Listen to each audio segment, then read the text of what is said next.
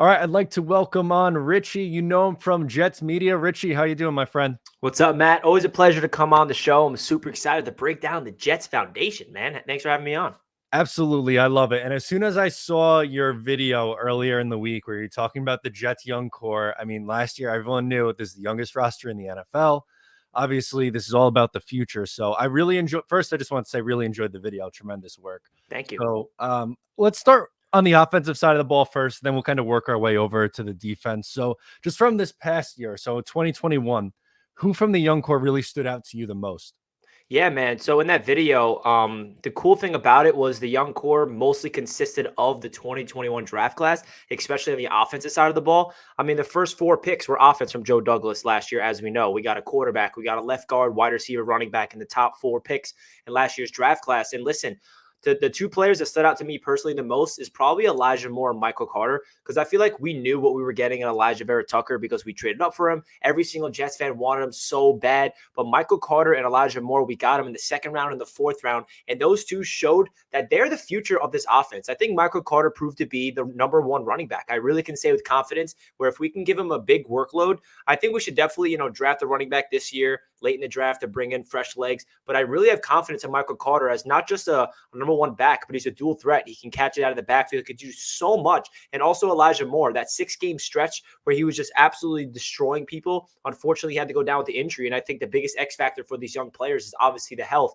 But Michael Carter and Elijah Moore get me the most excited for the foundation of the future. Obviously, Zach Wilson we'll get into in this video because he's the most important piece of the foundation. But those two really stood out to me the most.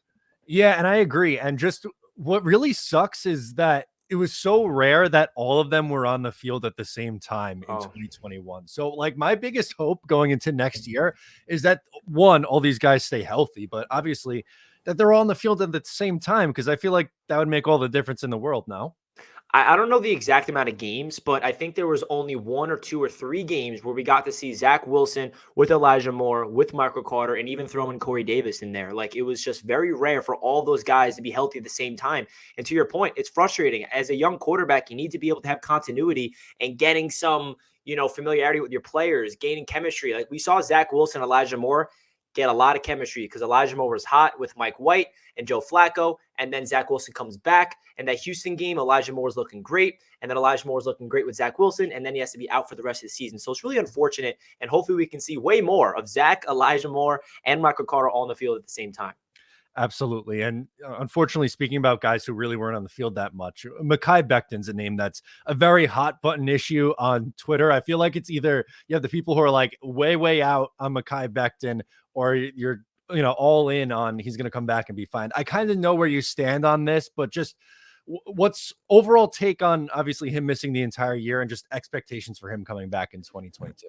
Yeah, in my foundation video, I wanted to break him down first on purpose because I know that he's a huge polarizing topic amongst Jets fans because, hey, if you remember when we drafted him that night, I remember saying this is a boom or bust. And the only thing that's going to hold Micaiah Beckton back is his health. I feel like if he's on the field and he's in shape, I feel like his play is going to do everything and he's a dominant force. He has all pro potential. But now we're seeing the unfortunate reality where he's a big man and he doesn't heal properly. We know when he went down with that injury, he was not out for the season, apparently. He was out for 4 to 8 weeks, and we're just waiting week by week, hearing an update. And at the end of the day, we found out that he was just not able to get healthy, and that's really concerning. But at the same time, that was one of those fluke injuries where Greg Van Roten just got absolutely destroyed. So that happens in the NFL. But when it comes to Micaiah Beckton, I feel like Jets fans need to remember how much potential this man really has if he gets on the field. And I know that's the biggest X factor when it comes to Micaiah Beckton, but I'm not someone that says if Micaiah Beckton's healthy, he should not be the left tackle. George Fant should be there because he played so well last year.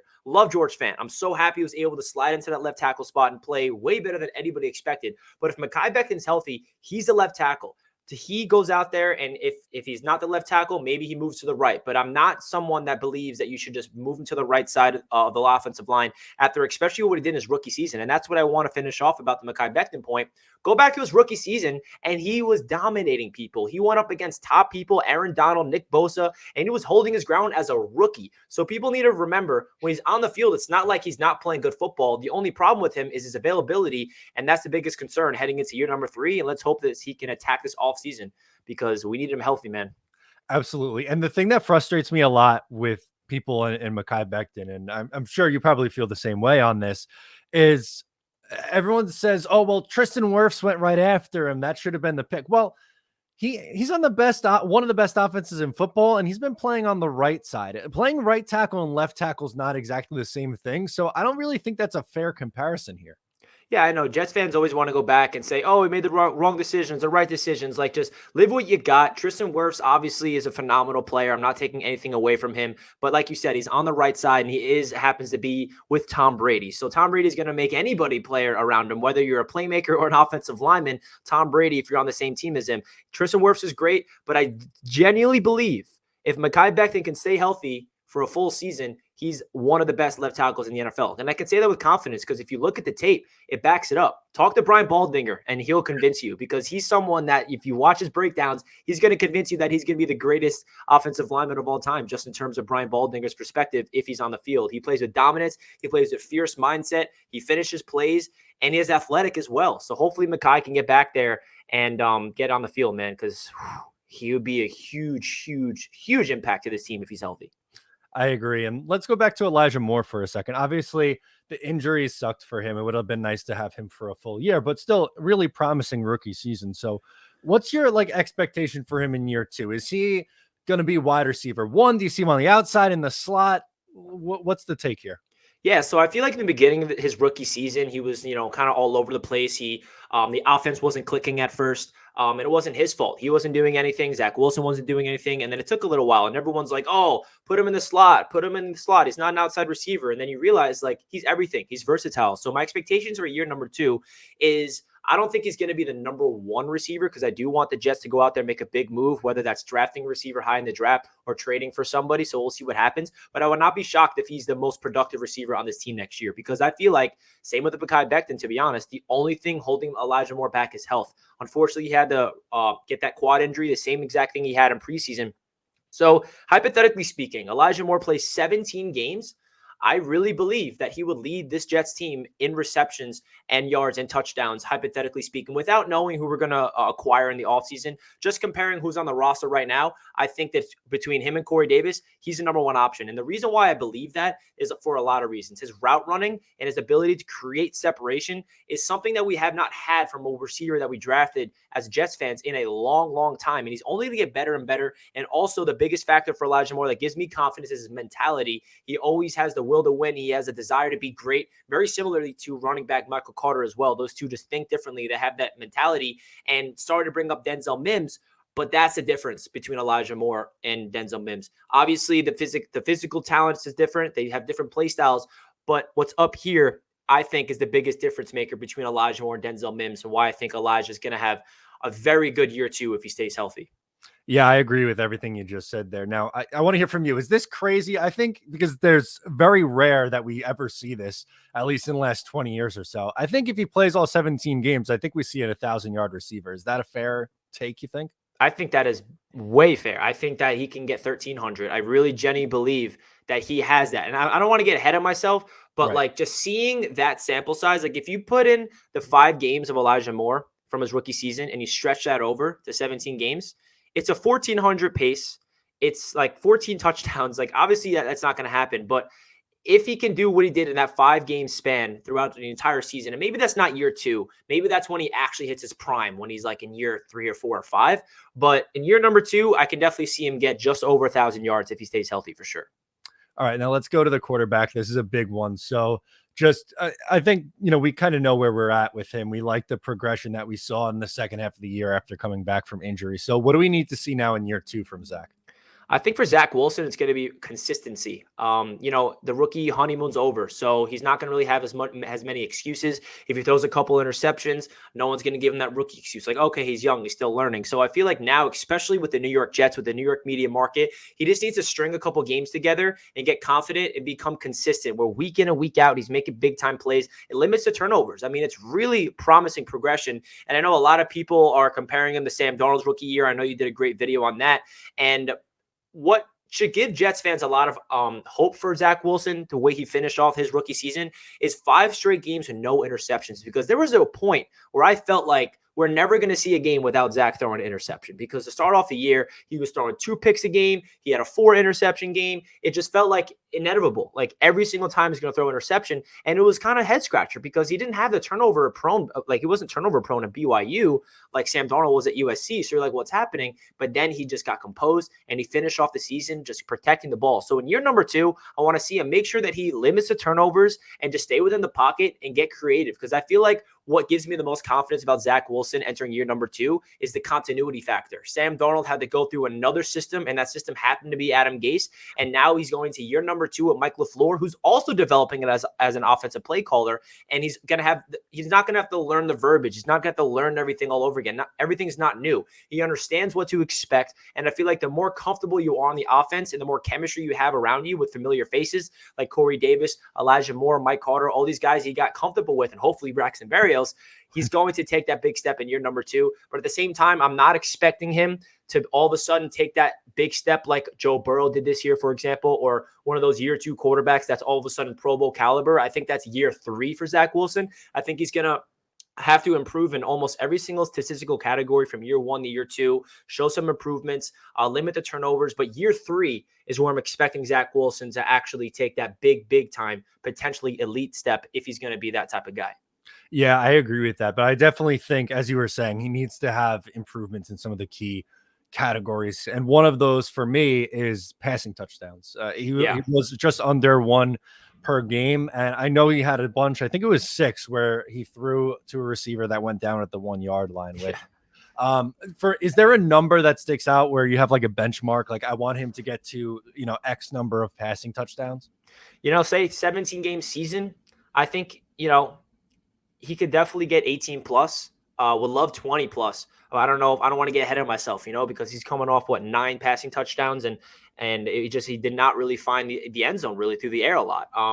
If he can get 20 plus touchdowns through the air and on the ground, because I really want him to utilize his mobility more often, because he is way more athletic than people give him credit for, especially watching what Patrick Mahomes and Josh Allen just did in that divisional round. Those 2 quarterbacks proved to be obviously the top in the NFL, not only with their arms, but they ran the ball a lot. And Zach Wilson showed flashes of athleticism, and he had 10 rushing touchdowns at BYU in 1 season. So I feel like he needs to utilize his legs more. He showed that obviously against the Jacksonville Jaguars, but obviously not rely on the legs. But when it comes to through the air, I don't know, Matt. Am I getting ahead of myself? Do I want 20 touchdown passes in year 2? Is that too much? Like maybe 15? I don't know. I just really don't want to make my expectations too high and get disappointed.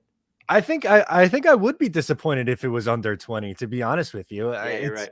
I think that he should be in the low to maybe like the ceiling of like 25. I think if you're trying to get over that, and again, this is under the assumption that he's playing a full 17 game season. Exactly. I think anything more than that would be, gravy. You obviously you want it. But I don't know if it's another year where he's hanging right around 1 touchdown per game. I would start to get a little bit worried. I agree. I think that you're right on the point. I feel like Zach Wilson last year as a rookie, he had that, he's a rookie. It's a little, you don't really have to judge him too hard. But now in year number 2, you're right. Now that you say it, 20 touchdowns, it needs to be that benchmark. Anything more than that, 25, I feel like everyone's excited for year number 3 coming up. He's potentially going to have 30 plus. But if it's 17 full game season, 25, 20 touchdowns seems realistic. At least I hope. Let's get to the defensive side of the ball now. Another big guy who's a heavy topic on social media is Quentin Williams. So are you at the point, what do you do with him? Do you pay him now? Do you wait? Are you on the trade Quentin Williams standpoint? What's the move? Yeah, so I'm not on the trade Quentin Williams standpoint, but I'm also not at the point where we should rush to pay him right away. I think he has a lot to prove, because the best thing about Quentin Williams, in my opinion, and whether it will happen or not, we don't know, but he's very aware. He's self-aware that he's not living up to his expectations that he set for himself. And that's really, a good thing to hear from Jets fans, because I think all of us expected Quentin to be at that level in year number 3. When we drafted him at 3rd overall, we expected him to be a dominant interior defensive lineman. And he has all the physical tools. I think he has the mental tools. He has the work ethic. And he said in the press conference that I hold myself at a standard where I want to be disrupting games like Aaron Donald and Fletcher Cox. Now, listen, that's like way up there. I don't think he's ever going to reach that caliber. But he is aware that What he's doing on the field is not good enough. And there are some games that we saw this year where Quentin takes over and he's just dominant. And then we see another game where Quentin is just nowhere to be found. So I feel like it just comes to consistency. And another big factor with Quentin Williams, in my opinion, is Carl Lawson probably would have unlocked Quentin Williams' potential even more this year. And I don't want to make any excuses for Quentin, but a true edge rusher is key for a big-time interior defensive lineman to unlock everything, because you don't get double teams. They have to worry about guys screaming off the edge and up the middle. And I will finish off with this. If Quentin Williams can take that big step in year number 4, he needs to get paid, because an interior defensive lineman that has that pass rush ability is elite. And he's also a top 10 defensive tackle. Like, he's an above average statistical defensive tackle. It's not like he's a scrub, but I just don't think the Jets need a rush to pay him right now. But I also would not trade him, because Joe Douglas is trying to build this thing through the trenches. And the last thing we need to do is trade away a player that's 24 years old on this defensive line that Robert Saleh is trying to develop. Right, exactly. And I think that's the key point, is like with Marcus May, with his age, you could kind of understand why they want to move on. With Jamal Adams, clearly didn't want to be here. Understand why you want to move on. With Leonard Williams, kind of same deal. You just drafted Quentin Williams. You're not going to pay both, kind of understandable. As you said, he's a top 10 defensive tackle or interior defensive lineman, however you want to word it, as is right now. And I think if the consistency comes, he could, jump up to that top 5 range, at a consistent level. And then, yeah, you can pay him the big bucks, the $20 million a year contract at that point. But I agree. To me, Quentin is someone that you wait to pay either after year 4, after the 5th-year option, however you want to do it. But I agree. I think it would be a mistake to trade Quentin Williams. Yeah, I got a lot of people like asking me, "Hey, Richie, should we trade Quentin for the 22th pick of the Raiders?" And I'm like, listen, like, we're going to give up a big time potential on the defensive line. Like, we're trying to build this thing through the trenches. Why would we sacrifice a player? Like you mentioned, he's not old. It's not like he's going to be walking free agency. It's not like he's past his prime. Like, he's entering the prime of his career, and the best is yet to come for Quentin. I genuinely believe that. Slide John Franklin Myers inside if we can get a bona fide edge rusher. Say, hypothetically, we get one at the top of the draft like Kayvon Thibodeau. Picture that defensive line. Thibodeau, we got JFM in the middle with Quentin and Carl Lawson. Obviously, that's hypothetical. We do not know who we're getting in the draft, but I just would not be too quick to move on from Quentin. If we traded him for a first-round pick, I would honestly feel like, all right, well, we got to use that first-round pick on a defensive tackle because we don't really have somebody there. So it doesn't make sense to me. No, I agree 100%. And I agree with you with JFM. I think moving him back inside is the move. I think he's more comfortable there and better, at that role. For the secondary, it's kind of a 2-parter. First part is Bryce Hall, cornerback 1, and the second part is, do you see Brandon Echols as a starter or more of a depth player? It's so hard to say Bryce Hall's not CB1, because what he did in year number 2 was just borderline insane. I feel like Jets fans loved the pick when it happened. We understood getting him in the 5th round was just amazing, because he's a first-round, second-round talent. We all know why he fell. He had an injury in Virginia. And in his first rookie season, we only got to see a half of a year because he was injured for the first half, obviously. He comes back in the second half, shows flashes, had a one-handed interception. And then the most important part to Bryce Hall's season for me, he played every single game, because that was why he fell in the draft, his injury concerns. Well, he was healthy for all 17 games. One of the only players on the Jets this year that was able to do that. And I think the only thing that's holding Bryce Hall back from being a true cornerback 1 lockdown is his ball hawking ability, locating the ball and ripping it out of the air and creating turnovers, because that's the one thing he's lacking. He had 0 interceptions, but at the end of the day, if you look at the stats, he was second in the NFL in forced incompletions out of any quarterback in the NFL. He was locking it down there. If he ever made a mistake, he would come back and make a big-time play in man coverage. He wasn't perfect. He wasn't the greatest cornerback in the world last year, but I feel like it's hard for me to say with a straight face that he cannot be a CB number 1 on this team. And when it comes to Brandon Echols, I love Brandon Echols. I feel like he deserves way more credit than a lot of Jets fans are giving him. I feel like that was an absolute home run for a draft pick from Joe Douglas, and we're showing why we went into this past year with the mindset of building for the future and grooming the foundation and just diving head first into the development period, as Joe Douglas would say, because we gave Brandon Echols the starting job from week number 1, a 6th-round rookie. All of us Jets fans at the time were like, all right, we're moving on from Bless Austin. Brandon Echols is going to get the job. What are we doing? And then he goes out there, he picks off the GOAT and Tom Brady. He had a pick 6, and he had a bunch of big-time plays. And also, he held Jamar Chase in that Cincinnati Bengals game to 3 catches on 9 targets and a touchdown. He was guarding him the majority of the game. I remember being there, watching that matchup, and I had a Bengals fan with me, and I'm like, hey, watch Bryce Hall and Brandon Echols lock down Jamar Chase. And that's exactly what happened. I don't think Brandon Echols is going to be a starter next year. I think it would be smart to bring in a guy either high in the draft or free agency. And he's, I think, more realistically speaking, is going to be more of a rotational piece where he's going to be like CB number 3. But if the Jets feel like he's the starter next year, I honestly wouldn't be shocked, whether it's the right decision or wrong decision, just based on how much the coaching staff are committed to developing these young players, where all of a sudden they're going to acquire depth and say that Hall and Echols would be the starters. That wouldn't shock me, but I also don't think it'll be smart. Yeah, I'm with you there. I think on both accounts, I think Hall absolutely could be a cornerback 1. I think Echols is probably better suited for a rotational role. And I think for me personally, I'd like to add a veteran to that room. They have a young core already with Echols is young, Hall's young, Michael Carter II's young. I think adding a veteran who's kind of been there and done that to the cornerback room would be the move for me anyway. Yeah, I feel like, Robert Saleh had Sherman on the roster when they went to the Super Bowl. I feel like Saleh's always had that veteran cornerback in the building. We all expected that to happen last year.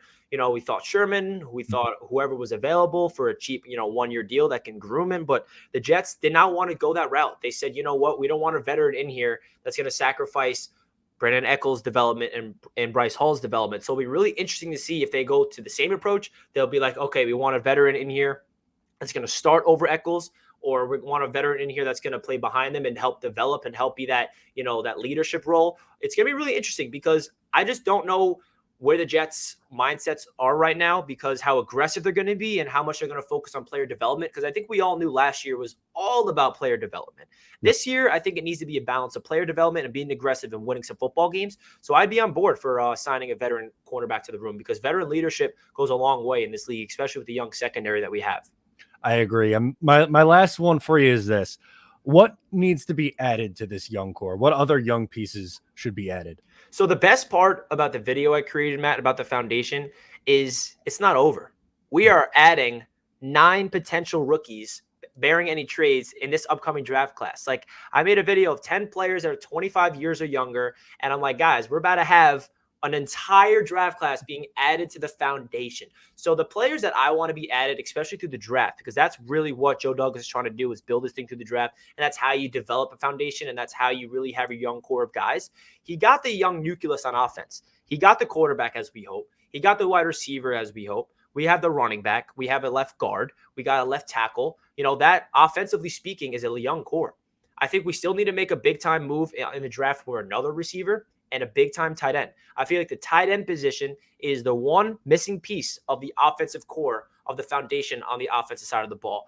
Like I said, we have a running back from the draft. We have a receiver in the draft. We have offensive line. We have every position that we drafted besides tight end. So I would love for Joe Douglas to go out there and draft one early in the 2nd round, 3rd round, add that to the foundation. I also, on the defensive side of the ball, we need some blue chip players. I would love an edge rusher early in the draft for sure. I would also love a safety later in the draft, a linebacker, because I feel like those players we did not draft that much last year. We know that Jamian Sherwood and Hamza Nasruddin, those are the rookie linebackers last year, but Sherwood was out for the season. Nasruddin more special teams guy.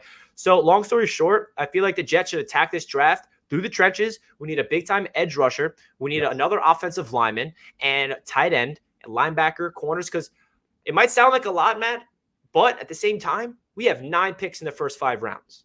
Yeah. 9 picks in the first 5 rounds. Let me remind you what Joe Douglas did last year in his first 5 picks. First six round picks, because Brandon Echols was a 6th-round pick. If he can do anything close to what he did from the 2021 draft class to this year, watch out, because obviously there's a lot of holes to fill. But I feel like Joe Douglas has a good idea of what this team needs, and that's tight end for number 1 on offense, and edge rusher. We need a blue chip guy that we need to develop, in my opinion, alongside Carl Lawson. Yeah, man, it's hard for me to disagree with anything you just said. And from watching what I think was the best weekend of football in my life, this on Saturday and Sunday this past week in the divisional round, to me, I look and I say, offense. Yes, you need to score points, man, because the best defense in football, Buffalo Bills, they still gave up over 40 points to the Chiefs. And look, I'm not someone who's saying like defense doesn't matter. I think that's ridiculous, but Jets need more. They need to get themselves into the top half of the league in offense. So go get a playmaker at wide receiver, go get a tight end, Go continue to build the offensive line, and let's help our young quarterback. So hopefully one day he looks like Josh Allen or Patrick Mahomes out there. Hey, I wouldn't be shocked. Last year, I don't think anybody expected Joe Douglas to go offense with the first 4 picks. Imagine he does that again. He's like, you know what? We're surrounding Zach Wilson to be the best offense ever. Like, that's his mindset. He's going to draft an offensive lineman at 4. He's going to draft a wide receiver at 10, a tight end in the second round, and then, hey, another tight end, or maybe even a running back, or maybe another offensive lineman. Who knows what Joe Douglas is going to do? And then you supplement defensively through the trade market and free agency. Hey, I'm on board with that. Obviously, I understand. I had the same exact mindset. When I was watching that Chiefs-Bills game, I'm like, how are the Jets ever going to be able to compete with this team? Oh, I know how. Get some weapons. Get some protection for Zach Wilson. I love it. That's a perfect way to end off. Where can people find your stuff, Richie? You can check me out on Jets Media on YouTube. And if you want to check me out on Twitter and Instagram, that's at NYJets Media. I post content on there daily. I'm going to be covering the NFL draft, the Senior Bowl, the free agency. And also, if you want to check out my NFL YouTube channel, that's Touchdown Kingdom for all my predictions and all that great stuff. Matt, it was a pleasure to be on the show. Have to have you back on my channel upcoming soon. And let's go Jets, man. This offseason is going to be great. And I'm really excited to cover it with you guys. There you go. Make sure to follow Richie and all of his stuff over there. Thanks so much for tuning in. We'll talk to you next time. Peace out.